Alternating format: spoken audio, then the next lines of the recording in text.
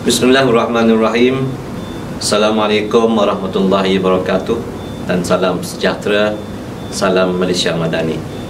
Jadi alhamdulillah, bersyukur kita kepada Allah Subhanahu Wa Taala kerana dengan limpah dan izinnya diberikan ruang dan waktu kepada saya untuk bersama dengan rakan-rakan semua dalam ucapan aluan bagi program Bicara Buku Kegemaran peringkat Jabatan Pendidikan Negeri Kelantan. Jadi alhamdulillah, tahniah saya ucapkan kepada pihak SSTP, crew members yang dapat memberikan bantuan dan sokongan untuk kita menjayakan program di peringkat Jabatan Pendidikan Negeri Kelantan ini. Dan khususnya saya juga nak ucapkan tahniah kepada kesemua mereka yang terlibat, warga pendidikan yang terlibat dalam kita mengadakan ataupun menjayakan program Bicara Buku Kegemaran di peringkat Jabatan Pendidikan Negeri Kelantan ini. Jadi alhamdulillah, saya mendoakan dan saya mengharapkan program ini akan dapat menghasilkan satu kejayaan, peningkatan dalam kalangan warga pendidik, khususnya di Jabatan Pendidikan Negeri Kelantan, dalam membina tabiat membaca di kalangan kita ini. Dan saya juga dimaklumkan akan diadakan program ini akan disertai oleh kesemua rakan-rakan di setiap sektor, dan akan ada yang mewakili sektor masing-masing, khususnya di peringkat timbalan pengarah pendidikan di kalangan KPPK atau KPP pada setiap sektor, malahan mungkin juga kepada semua penolong-penolong pengarah yang ada dalam sektor di Jabatan Pendidikan Negeri Kelantan ini. Jadi harapan saya semoga program ini akan terus berkembang, akan terus dilaksanakan untuk menjadikan satu program yang sentiasa ada, yang akan dipenuhi dengan pelbagai program lain lagi untuk kita pastikan tabiat membaca dapat kita hasilkan di peringkat warga pendidikan Jabatan Pendidikan Negeri Kelantan ini. InsyaAllah, saya doakan semoga ahli-ahli yang bersama dalam program ini akan dapat mengekalkan momentum dalam kegiatan kita untuk membuat bacaan pada peringkat masing-masing, insyaAllah. Dan kita juga mengharapkan program ini akan diteruskan untuk masa-masa akan datang. Dan itu saya sudahi dengan wabillahi taufiq wal hidayah. Wassalamualaikum warahmatullahi wabarakatuh.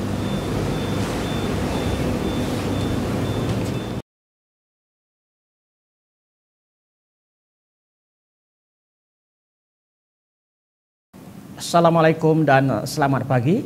Berjumpa kembali dalam rancangan Bicara Buku Anjuran Jabatan Pendidikan Negeri Kelantan.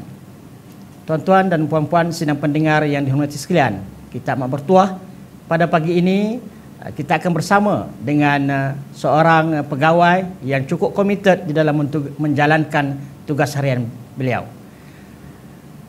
Beliau yang saya maksudkan ialah Puan Cik Hanuni binti Cik Ali, merupakan Ketua Penolong Pengarah Sektor Perancangan dan Pengurusan PPD. Sebelum kita teruskan dengan bicara buku beliau, eloklah dahulu kita membaca sedikit sejarah perkhidmatan beliau. Mula berkhidmat sebagai seorang guru penolong pada tahun 1997 sehingga 2008. Pada tahun 2009 sehingga 2019, beliau telah pun memegang jawatan Penolong Pengarah Unit Perhubungan dan Pendaftaran Sektor Pengurusan Sekolah Jabatan Pendidikan Negeri Kelantan, dan pada 2013 sehingga 2019 sebagai Ketua Unit Perhubungan dan Pendaftaran Sektor Pengurusan Sekolah Jabatan Pendidikan Negeri Kelantan, dan daripada 2020 sehingga sekarang memegang jawatan sebagai Ketua Penolong Pengarah Sektor Perancangan dan Pengurusan PPD. Antara kejayaan beliau sepanjang dalam perkhidmatan mendapat anugerah Khidmat Cemerlang Menegak pada tahun 2002, anugerah Perkhidmatan Cemerlang pada tahun 2012 dan juga 2021, dan juga Pegawai Sukan Cemerlang Negeri pada tahun 2003. Jadi tanpa melengahkan masa, saya dengan sukacitanya menyebut dan mempersilakan Puan Cik Hanuni binti Cik Ali untuk menyampaikan bicara buku. Dengan segala hormatnya dipersilakan. Assalamualaikum warahmatullahi taala wabarakatuh dan salam Malaysia Madani. Alhamdulillah, pada hari ini saya Cik Hanuni binti Cik Ali Ketua Penolong Pengarah Sektor Perancangan dan Pengurusan PPD Jabatan Pendidikan Negeri Kelantan akan berkongsi dengan tuan-puan sekalian tentang sebuah buku yang saya baca untuk saya kongsikan dalam program Bicara Buku. Seterusnya, saya ingin katakan bahawa buku yang saya ingin kongsikan dengan tuan-tuan sekalian ialah bertajuk Gelagak dan Ragam Orang Melayu, yang mana buku asalnya dalam versi bahasa Inggeris yang ditajukkan sebagai Malay Sketches. Penulisnya adalah Frank Swettenham, dan oleh kerana penulisnya dalam bahasa Inggeris maka perlu ada penterjemahnya. Jadi penterjemahnya ialah Ahmad Zamani Ishak dan Nozian Rosman, dan dia adalah diterbitkan oleh IBDE Ilham Sdn Bhd Damansara, dan penerbit asalnya adalah Bodley Head, London. Untuk pengetahuan para sahabat sekalian, buku ini turut dibantu oleh Perpustakaan Universiti California, dan ia telah diterbitkan pada tahun terbitan ialah pada tahun 2022 dan tahun terbitan asalnya ialah pada tahun 1903. Untuk pengetahuan juga, bilangan muka surat dalam buku Gelagak Ragam Orang Melayu ini adalah sebanyak 192 helai keseluruhannya.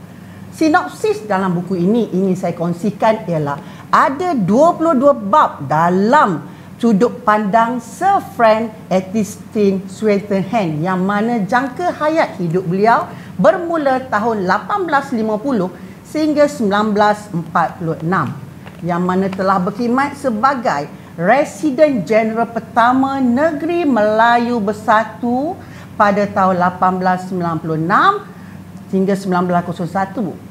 Tetapi sebelum itu dia telah bertugas sebagai Residen Perak pada tahun 1889 sehingga 1896, dan sebelum pada itu sebagai Residen Selangor pada tahun 1882. Beliau banyak bercerita tentang ciri-ciri khas orang Melayu ketika itu seperti bersifat tenang, mementingkan kesopanan, kepintaran berbicara, kesetiaan kepada pemerintah, dan dalam persahabatan. Pemalas juga ada turut dikongsikan oleh Frank dalam buku ini, dan suasana dan isu yang berkisar dalam masyarakat Melayu yang seterusnya berbentuk kepada budaya yang tersendiri. Dalam buku Gelagak dan Ragam Orang Melayu ini ada 22 bab keseluruhannya, iaitu Melayu Sejati, bab 2 Harimau, bab 3 Perkelahan, bab 4 Perbunuhan si Penjajah, bab 5 Menggeluncur, bab 6 Amok, bab 8 Joget, bab 9 Latah, bab 10 Kesediaan Seorang Perempuan, bab 11 Pada Suatu Tengah Malam, bab 12 Van Hagen dan Cavaliero, bab 15 Gelincikan, Parlimen Perang Semaun, dan seterusnya. Yang terakhir adalah bab 22 Sepetang di Tanah Melayu. Dalam sinopsis buku ini menceritakan tentang gambaran atau situasi yang menarik berdasarkan pengamatan Frank Swettenham sendiri di Tanah Melayu. Ini bukan saja mengandungi suasana di Tanah Melayu, malah budaya, rutin harian dan adat orang Melayu kita ada turut diceritakan. Yang menarik tentang buku ini, tiada sejarah yang membosankan, tiada graf, tiada unsur politik yang paling penting, dan tiada unsur agama, dan tiada fakta palsu. Apa yang ada hanyalah catatan menarik tentang pandangan Frank Swettenham berkaitan dengan Tanah Melayu yang boleh menarik lebih ramai minat orang untuk mengetahui dengan lebih lanjut.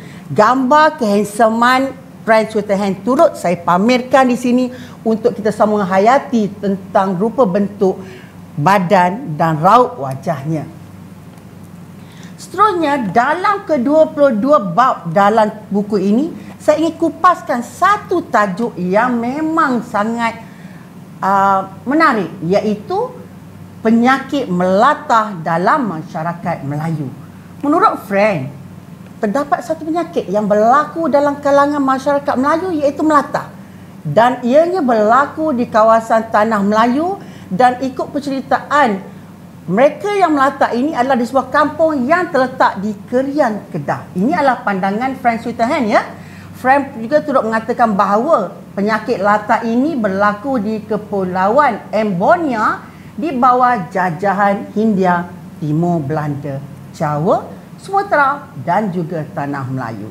Seterusnya, kalau nak tahu lagi bahawa dalam penyakit latah ini tiada lagi kajian atau penyelidikan yang dibuat oleh pihak Inggeris. Ianya hanyalah berdasarkan kepada pengalaman yang dilalui oleh Frank sahaja. Mana orang yang tak pernah nak kaji, tapi Frank ni memang seorang pengkaji. Okey, seterusnya dalam buku Sketches ini menceritakan tentang penyakit melata dalam masyarakat Melayu, iaitu ketika Frank berada di Bandar Termasa atau nama lain ialah Bandar Langat. Dia menetap di benteng berhampiran dengan Sungai Langat bersama dengan 25 angkatan polis Melayu dari Melaka. Dalam 25 angkatan polis Melayu tersebut terdapat 2 orang lelaki yang bernama Kasim. Satu Kasim besar dan satu lagi Kasim kecil. Ini adalah ruang buku depan berkaitan dengan tajuk latah. Seterusnya dalam penceritaan Frank mengatakan bahawa Kasim kecil ni mempunyai penyakit latah.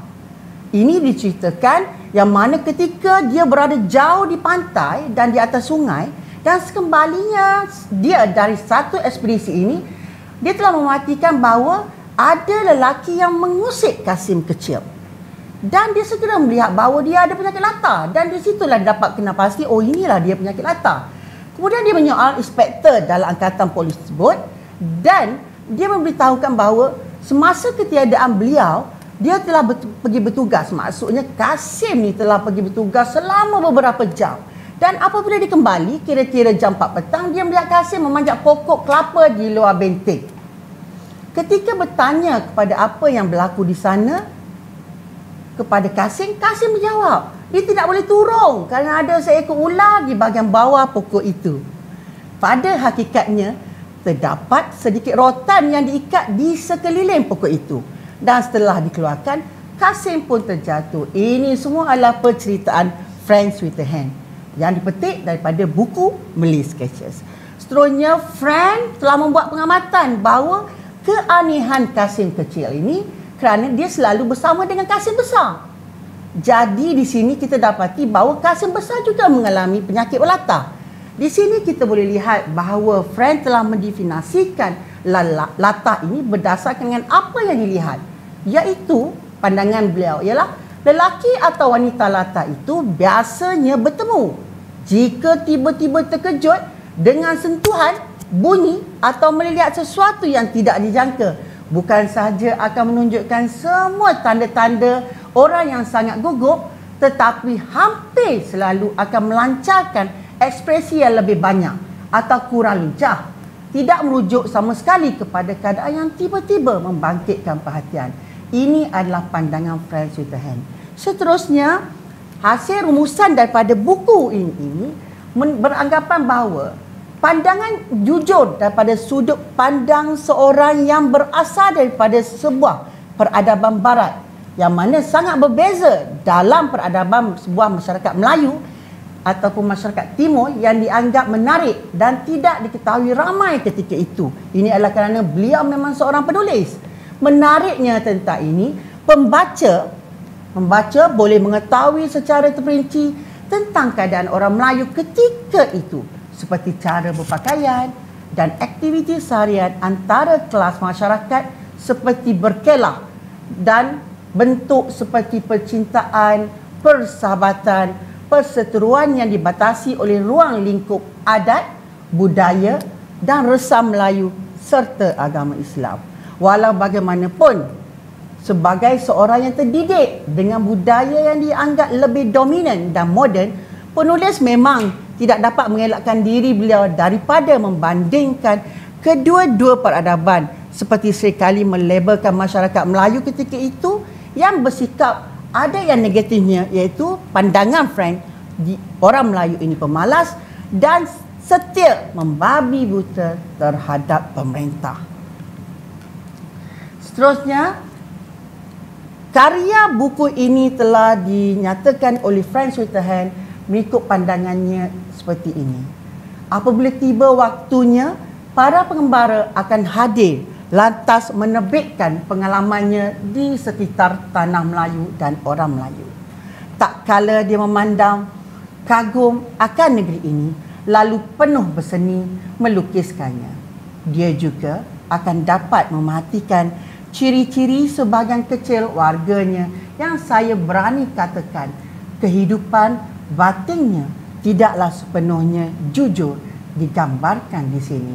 Ini adalah cetusan rasa Franz Whitehead di kediaman Residen Perak pada 28 Mac 1895.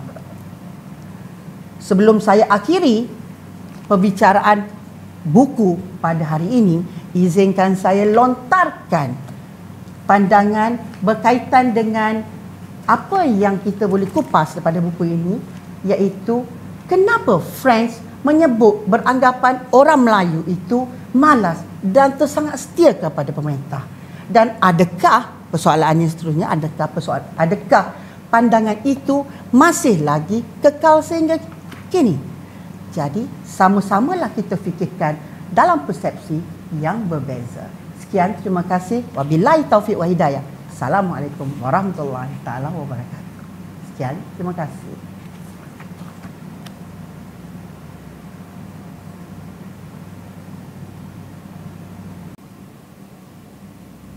Demikianlah tadi sesi bicara buku yang disampaikan oleh Puan Cik Hanuni binti Cik Ali, Ketua Penolong Pengarah Sektor Perancangan dan Pengurusan PPD. Sekali lagi saya bagi pihak Rustia mengucapkan terima kasih di atas kesediaan Puan untuk hadir bersama dengan kita, memeriahkan suasana dan juga menjayakan program bicara buku peringkat Jabatan Pendidikan Negeri Kelantan bagi tahun 2023. Sekian, wabillahi taufiq wal hidayah. Wassalamualaikum warahmatullahi wabarakatuh.